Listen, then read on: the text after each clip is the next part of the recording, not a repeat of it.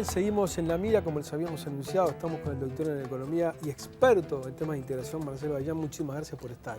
Bueno, gracias a ustedes por la invitación. La semana pasada hablábamos y de alguna manera surgió la idea de invitarlo de toda la crisis que se está viviendo en la región, ¿no? Los gobiernos progresistas, Brasil, Venezuela, Argentina, digamos, ¿no?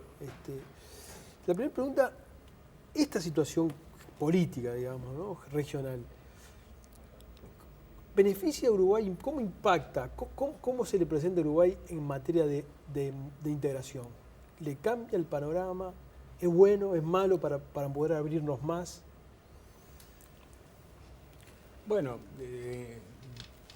como tú bien decís, implica un cambio importante en el contexto político de la región, que tiene una expresión en el arreglo de integración en particular. Es decir, además de las consideraciones que puedan hacerse desde el punto de vista de lo que justifica o alienta estos cambios políticos, evidentemente esto repercute en el proceso de integración y repercute de una manera casi suave y natural, en el sentido de que eran procesos que ya estaban insinuados en el Mercosur, aún con el orden político anterior, que tienen que ver, digamos, por decirlo brevemente, con el agotamiento de una época en el modelo de integración que cambió de rumbo de manera bastante radical a inicios del siglo XXI, en un sentido muy distinto a las líneas fundacionales, y ese cambio tuvo sus resultados en una gran erosión del proceso de integración. Entonces ese proceso ya estaba dado y esto es como una suerte de maduración en lo que refiere o alienta a las expectativas futuras. Yo creo que en ese sentido el discurso del reciente canciller, el flamante canciller de Brasil, es bastante elocuente en relación a cristalizar en la voz, digamos, del país líder de la región este cambio de época. Che, Marcelo, vos decís que, por ejemplo, en Brasil, así como en Uruguay se instaló una suerte de Mercosur escepticismo, ¿no? En la crisis, ¿no? En el 2009-2002, cuando Valle decía el Mercosur es un corralito y todo aquello. En Brasil también, en esa misma época, estaba instalada esta idea de que el Mercosur no da para más.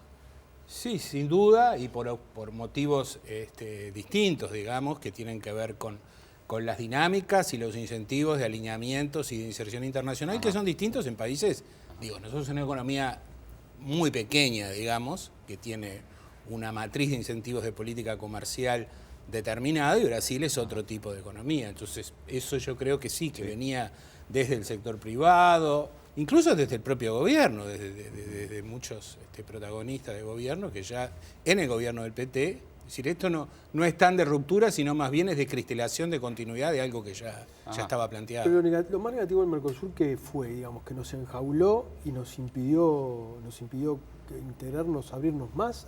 ¿Se podría decir que eso es lo más negativo? Yo creo que lo más negativo del Mercosur es el contexto de gran incertidumbre y de baja credibilidad en el proceso de integración, entre lo que el Mercosur se declara políticamente que es, entre lo que normativamente se aprueba y en lo que efectivamente en la realidad funciona. El Mercosur es una gran confusión en términos de señales para toma de decisiones por parte de los gobiernos y por parte del sector privado, debido a esa enorme grado de incumplimiento y de bajo disciplinamiento de los países a las reglas que supuestamente acuerdan. Internalizan. Entonces, de algún modo, la primera tarea hoy es algo que el gobierno del Uruguay ha tomado en la presidencia pro tempore como un objetivo, y yo creo que es un objetivo adecuado, es algo que de algún modo estaba planteado, yo lo he escrito hace más de una década, pero las cosas a veces demoran. Es que el Mercosur requiere un sinceramiento para saber realmente cuáles son los acuerdos que lo obligan, y limpiarlo del conjunto de cosas que de algún modo están acordadas pero no se cumplen, y que generan una gran incertidumbre respecto a las reglas de funcionamiento. Entonces es necesario tener un acuerdo más estricto, más riguroso, y que al mismo tiempo que obligue más, y que los países sepan a qué atenerse en materia del acuerdo. Ahora que lo tengo acá, quiero preguntarle esto. Sí. Cuando se discutió el tema del TLC con Estados Unidos, luego del TPP, ¿no? O sea, uno de los argumentos era, si tenemos que romper con el Mercosur para hacerlo, hagámoslo. ¿Esa discusión es posible eso? ¿Es real esa discusión? Sí, yo creo que es una discusión mal planteada y que también está madurando es otro hecho que está madurando en este momento, dado que hay una iniciativa bien clara del gobierno uruguayo en esa dirección. Esto tiene que ver con que en los 90 el Mercosur se pensó y se creó con la idea de crear un mercado común y como prerequisito de la creación de la integración de mercado construir una unión aduanera. Eso implica construir una nación comercial, es decir, construir un conjunto de países que se atan las manos en materia de política comercial con terceros.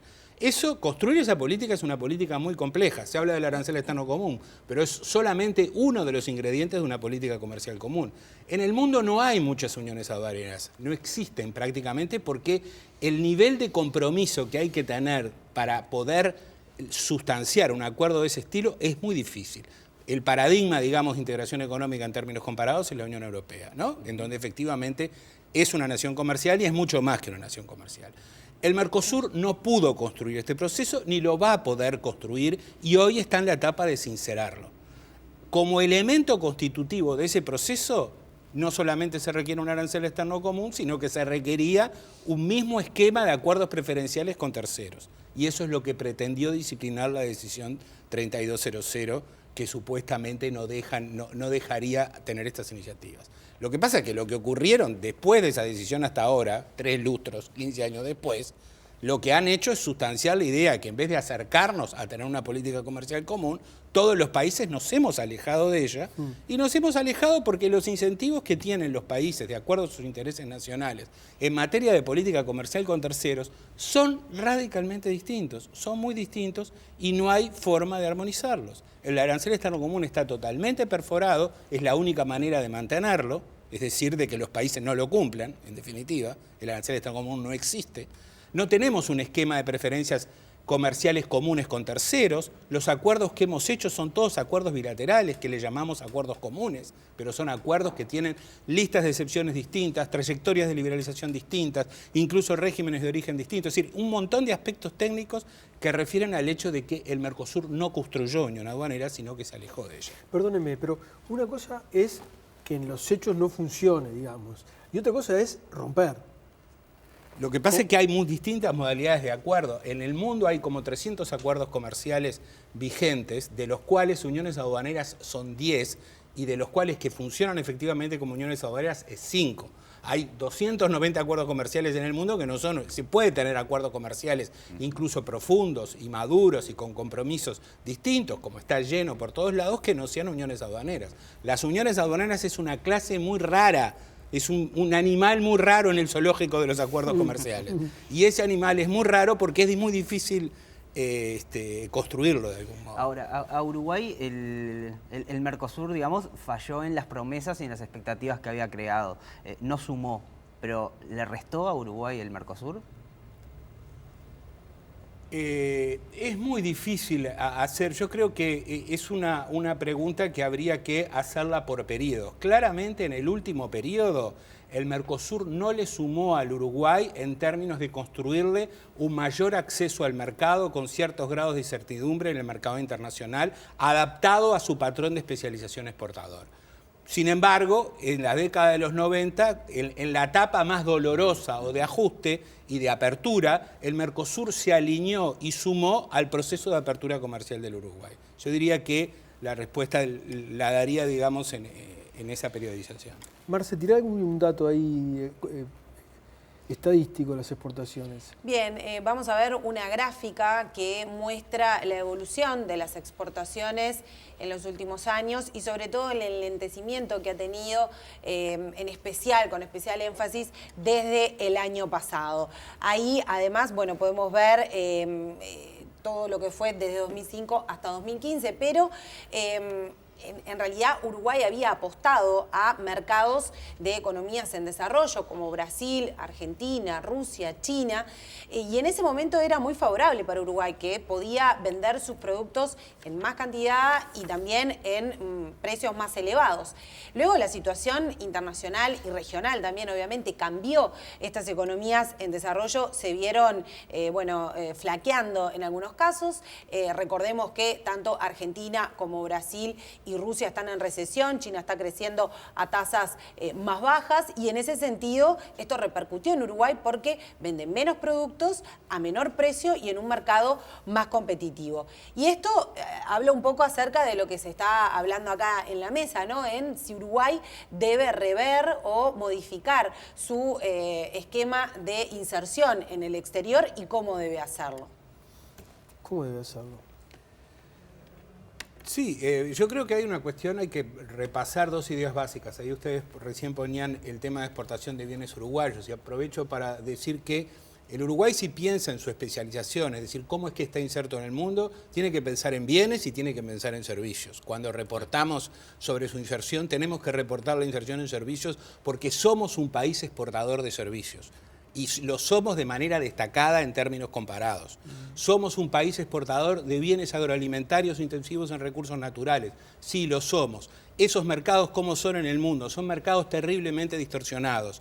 Necesitamos mejorar el acceso al mercado de manera estructural en estos mercados. Y estos hoy en el mundo se consigue con acuerdos comerciales. Acuerdos comerciales que tienen que irse fuera de la región. Tenemos que buscar economías complementarias, es decir, que compren lo que nosotros vendemos y que a su vez tengan protegidos los mercados que nosotros vendemos para negociar mejores condiciones de acceso. Y son mercados muy complejos de negociar porque están llenos de distorsiones, de cuotas, de aranceles, de políticas de subsidios. Son los peores mercados para negociar, pero son los nuestros, son donde están alineados los intereses del Uruguay. Y en este caso se vislumbra más que en ningún otro el hecho de que negociar es falso, algo que durante mucho tiempo creímos, y es que negociar en bloque en el Mercosur nos facilita las cosas. Y eso es falso. En la Cancillería se decía, muchas veces los negociadores planteaban, vamos a pagar con moneda brasilera, es decir, mejora en el acceso al mercado de manufacturas en Brasil por parte, por ejemplo, de la Unión Europea, la mejora en el acceso de nuestros productos agrícolas en Europa. Eso es una premisa por lo menos inocente. Nunca se cumplió ni se va a cumplir.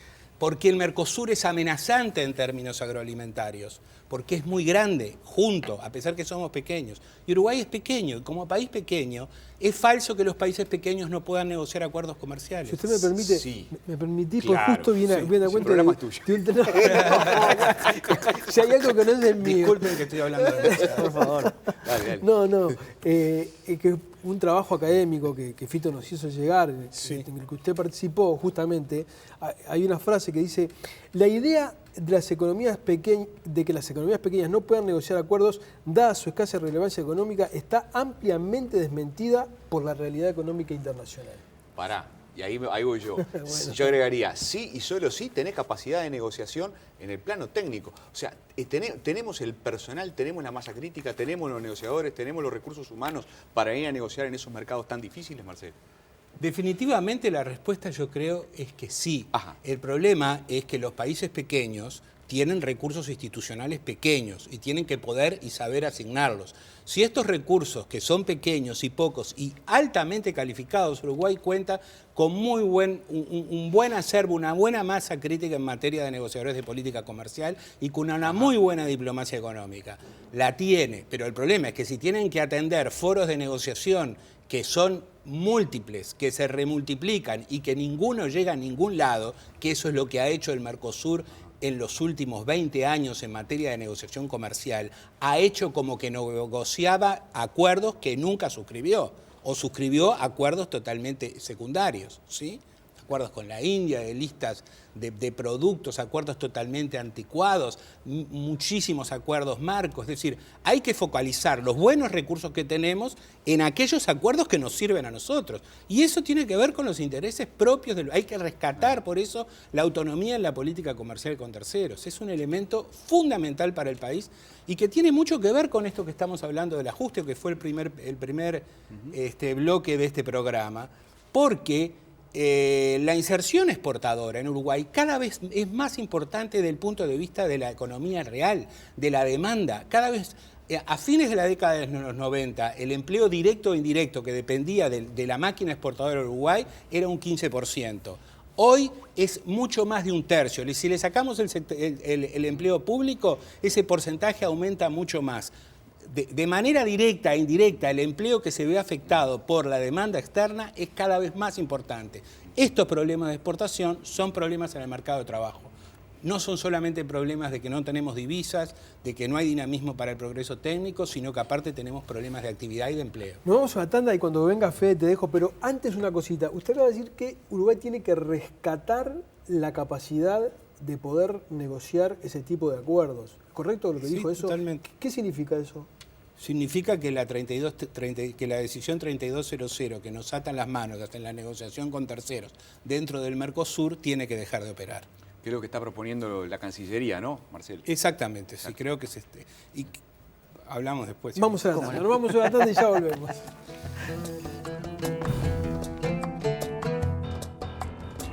Presenta Jaume y Seré. Lo que hoy nos representa son los mismos valores que nos fundaron hace 60 años.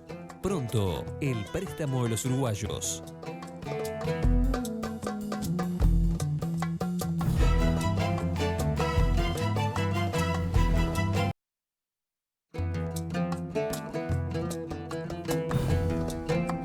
Bien, seguimos en la mira, estamos con el experto en integración Marcelo Dayan.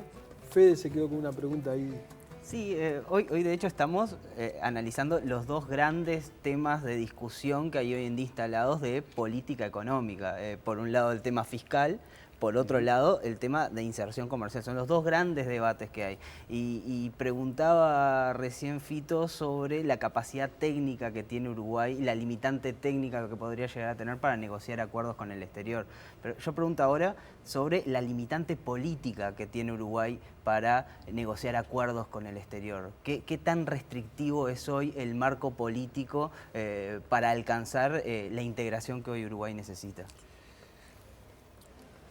Bueno, quizás yo no sea la persona más indicada para responder eso, pero es relativamente evidente como observador, digamos, de la realidad uruguaya que esa ha sido la limitante y que todos los eventos que han ocurrido en los distintos años tenemos como un cierto síndrome nacional de caer en la trampa de ideologizar, de acuerdo a un perfil político, un tema que no debería tenerlo. Es decir, que el tema de la inserción internacional del Uruguay debería constituirse en una política de Estado que tenga continuidad a lo largo de los gobiernos y que de alguna manera determine, porque en una economía pequeña eso delinea mucho la estructura económica del país.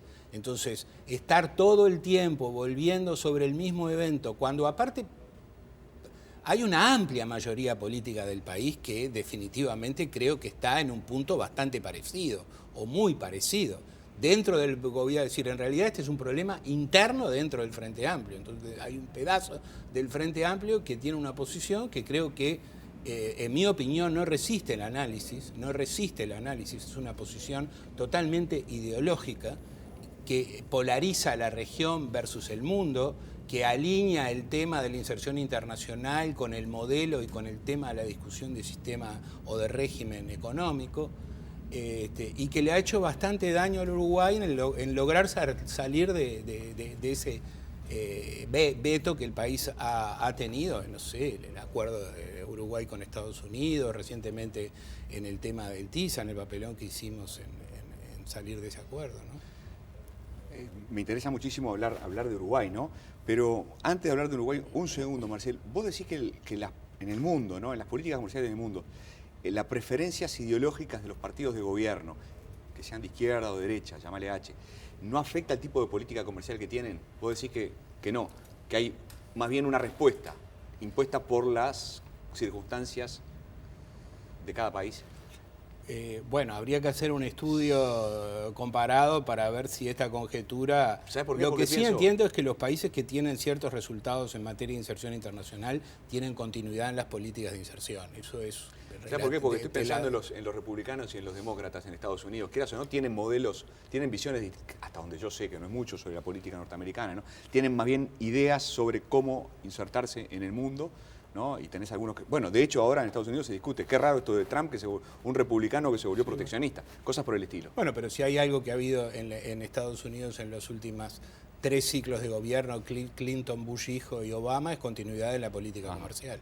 Digo, y claramente, es decir, hubo cierta grado de interrupción en tomar medidas de política comercial por el gobierno de Obama por ciertos vetos políticos domésticos al principio del primer gobierno, pero inmediatamente siguió con la política de liberalización competitiva que instaló Bush hijo, digamos. Es decir, que lo que ha tenido Estados Unidos más bien es una notoria continuidad. Okay. Ni que hablar la Unión Europea. De todas maneras, el punto más importante, que es ese que planteaba recién Fede, es el asunto de las restricciones políticas y yo creo que estamos bastante de acuerdo en que Uruguay no avanza en el sentido de la flexibilización y la apertura comercial porque el ala izquierda del Frente Amplio sospecha de la apertura comercial, ¿no? Le tiene temor a la apertura comercial y le tiene temor, si yo entiendo bien sus argumentos, porque piensan que pueden matar el proyecto de Uruguay innovador, ¿no?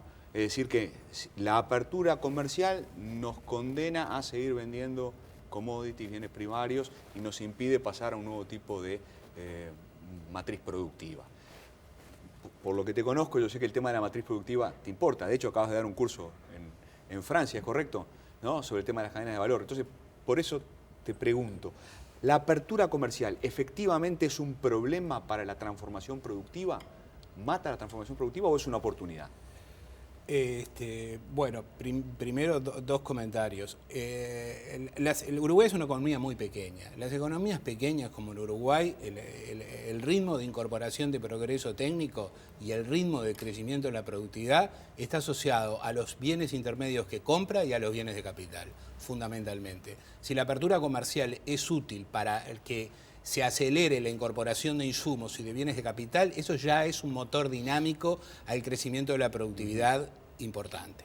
Es verdad y es cierto de que las economías que tienen niveles de productividad más altos, ingresos per cápita como un resumen de la productividad global, ventaja absoluta mayor, tienen una gama de productos en los cuales tienen ventaja, es decir, un nivel de diversificación de los productos con ventaja muy grande. Es decir, venden en muchos mercados y participan en muchos mercados en donde los que tienen ventaja son pocos, ¿sí? Los países con niveles de desarrollo menor y niveles de productividad menor tienen una gama más estrecha de productos y además participan de mercados en donde los que tienen ventaja en esos productos son muchos. Ese no es un buen mundo y es la especialización de todos los países de Sudamérica, no es solamente el problema de Uruguay. Es decir, Sudamérica tiene un nivel de concentración de sus exportaciones en una canasta muy estrecha de productos. Ahora, es el tema del huevo y la gallina, ¿no? ¿Qué está primero? Si crecer en los niveles de productividad para poder diversificar la matriz productiva o se va a dar la diversificación de la matriz de exportaciones para poder crecer en productividad. Son relaciones que van en los dos sentidos. Lo que sí está claro es que ese cambio en el Uruguay no va a ir en contra de lo más estructural que tiene, que es la enorme abundancia en recursos naturales aptos para la producción agroalimentaria y materias primas y la producción de servicios. Y si lográramos vincular estas dos cosas, es decir, lo que se llama este proceso de servificación, que es incrementar la intensidad en el uso de servicios en toda la actividad económica, que es lo que de algún modo es consecuencia de la revolución científico-técnica en la cual estamos en términos de tecnología de la información y las telecomunicaciones, eso que se dio en la manufactura también se puede dar en los recursos naturales. Por eso hay mucho para hacer. Transformación productiva uno no lo tiene que tener asociado a más fábricas que de la metalmecánica, digamos.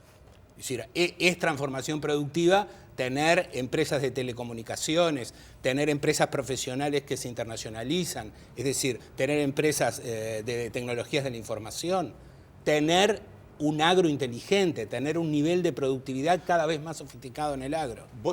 Ustedes en el documento que elaboraron para la Academia de Economía recomiendan el camino del TPP, ¿verdad? Recomiendan ese camino como de apertura comercial. Y hacen proyecciones hasta el 2040. El Transpacífico. Ahí está, el Transpacífico, ¿no? Entonces, Marcel, de acá al 2040, si vamos por el camino que ustedes recomiendan y que propone el canciller, ¿vamos a seguir vendiendo bienes primarios o vamos a poder vender otro tipo de cosas? ¿Vamos a haber cambiado nuestra matriz productiva? Sí, lo que pasa es que hay un problema anterior a cambiar nuestra matriz productiva y es lograr tener mayor certidumbre y mejor acceso en las cosas que tenemos grandes ventajas. Ese camino, lograr eso, no va en contra de cambiar la matriz productiva, va a favor de ello, a pesar de que consigamos más kilos para vender carne, más cuotas para leche en polvo, que consigamos mejores inserciones en la producción agrícola. Si conseguimos esas cosas, vamos a estar en condiciones de producir cosas que se necesitan para producir esos sectores que son la base de la transformación productiva, tanto a nivel de transformación industrial como a nivel de servicios utilizados en esos sectores. Nosotros no es que recomendemos el TPP, nosotros estudiamos el TPP. Okay. Y al estudiar el TPP llegamos a algunas conclusiones. La conclusión número 1 es que este acuerdo, que es un acuerdo plurilateral de 12, es un acuerdo más flexible que los bilaterales que lo anteceden. Y es lógico, es más flexible porque si no, no hubiera sido posible o no sería posible que ese acuerdo entre en vigor. Número 2, ¿Uruguay pierde con la construcción del TPP y no participa? Sí, pierde, pero pierde un poco. ¿Y pierde poco por qué? Porque en general los modelos que evalúan estos impactos no consideran la situación. Hay poco comercio entre Uruguay y los países y todos estos países. Entonces, como hay poco comercio, entonces hay pocas potencialidades de desvío. Es decir, que países rivales nuestros que venden lo mismo que nosotros, mejoren preferencias en nuestros mercados y desplacen producción nuestra. Eso es perder. Eso es perder y sin participar. Pero sí ganamos mucho más participando porque no perdemos y aparte tenemos más para ganar. Pero lo más interesante del trabajo es que se plantea el hecho de que todos los países que están en el TPP han recorrido muchos acuerdos antes. Y los acuerdos bilaterales con los miembros del TPP son acuerdos mucho más verosímiles que están al alcance de la mano de las iniciativas de política comercial del Uruguay. Y el TPP es un acuerdo que no sabemos si finalmente se va a suscribir, tiene un periodo de maduración relativamente largo y Uruguay necesita despachar nuevo acceso al mercado en el año 2016 y 2017. Es decir, más que el TPP en sí mismo, lo que sirve es el camino hacia el TPP. Y no solo hacia el TPP, porque el mundo es muy grande para Uruguay. Uruguay tiene que buscar acuerdos con los países del EFTA, con los países de la Asociación de Libre Comercio Europea, no solo con la Unión Europea, tiene que buscar otros países asiáticos, países que no están en el TPP, por ejemplo Corea, o algunos que sí están, Japón, o profundizar los acuerdos que tiene con los países del Pacífico, O sea, el Perú, camino, Chile, Colombia, México. El camino puede ser acuerdos bilaterales.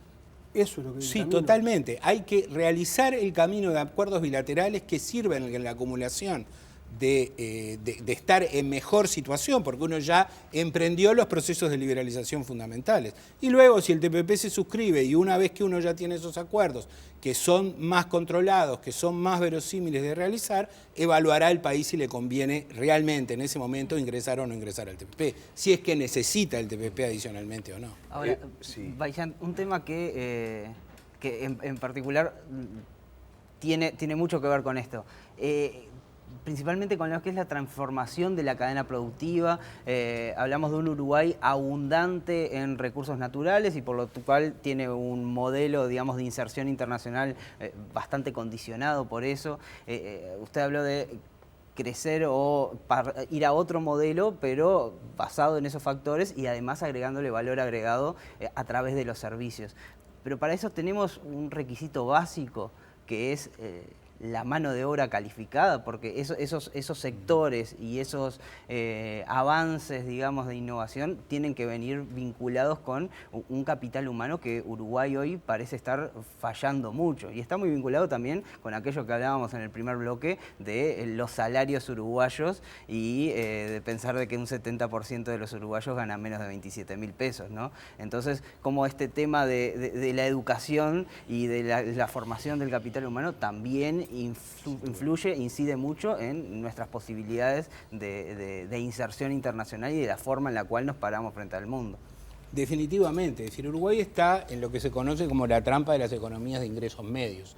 Es decir, han habido pocas economías que hayan transitado en el siglo XX, que hayan transitado de niveles de ingresos medios a niveles de ingresos per cápita de países desarrollados. Y básicamente el problema de las economías de ingresos medios tiene 4 elementos o 4 factores. Uno, son todas reformas mucho más complejas. Uno hace un montón de reformas, pero es decir, son aquellas que son más complicadas de realizar. El primero de todo es el capital humano y la educación. El segundo, y directamente vinculado con él, es la capacidad de los niveles de crecimiento de la productividad. Y no los estoy diciendo en órdenes, porque cualquiera de los 3 se requiere. El tercero es la infraestructura. Se requieren niveles de desarrollo en infraestructura relevantes para los cuales son muy intensivos estos procesos de inserción, y Uruguay, vaya si ya tiene evidencia de tener problemas a este nivel. Y finalmente se requieren procesos inclusivos, procesos en donde el crecimiento de alguna manera incorpore amplios sectores, es decir, que los niveles de distribución del ingreso deben ir mejorando a lo largo de la trayectoria. Cumplir con estas 4 condiciones y tener reformas y políticas que busquen ir en esta dirección es algo que el país debería buscar, y debería buscar tecnología para hacerlo. Por eso yo creo que no son sencillos las combinaciones de políticas públicas que hay que desencadenar para lograr levantar estas restricciones. Esos 4 puntos me dejaron muerto. Levantar una ya es difícil. No, tremendo, ¿no? O sea, estamos Bueno, pensando, ¿qué es lo que hay que hacer? Estamos pensando que el 70% de las personas que ingresan a los centros de estudio, el 70% no termina el ciclo básico, no termina secundaria. 70%. Sí, eso es cierto, pero yo creo que Uruguay no está tan mal. Es decir, Uruguay es una economía pequeña, los problemas del Uruguay son pequeños, hemos tenido ciertos bloqueos políticos, pero hemos hecho es decir, esta última década ha sido una década donde el país se ha transformado de una manera radical. Es decir, estamos en un concierto en donde este año es todo mal, es situación de crisis, contexto, pero si pasamos la raya de qué Uruguay teníamos a principios del siglo XXI y el Uruguay que tenemos hoy es totalmente distinta. Las trabas que tenemos hoy en capital humano, en infraestructura, en el desarrollo de la productividad, que están más amplificadas, son las trabas del éxito, de haber desempeñado. Hoy necesitamos más crecimiento en la educación, más crecimiento en la infraestructura, y para eso necesitamos una mejor inserción internacional y un mejor acceso al mercado. Porque es clave, todo esto se retroalimenta. Tenemos que lograr mover esos mecanismos virtuosos para poder estar en esas condiciones. ¿Y cuál es la gran ventaja? La ventaja del Uruguay es que es un país pequeño, es un país de cercanías, es un país que siempre ha tenido como capital su integración social. Eso es muy importante. Para muchos es una desventaja, ¿no? Siempre lo mencionan como la pequeñez, como una Bueno, tenemos que convertir, ¿no?, eso en una ventaja de crecimiento y el desarrollo. Los petizos tenemos ventaja. Ahí está. Bailán, quedo enormemente agradecido. Bueno, muchas gracias. Muy ilustrativo. Marce, gracias. Gracias a vos. Gracias, Vito, gracias, Fede, gracias a ustedes por haber estado ahí. Los esperamos el jueves próximo. Hasta entonces.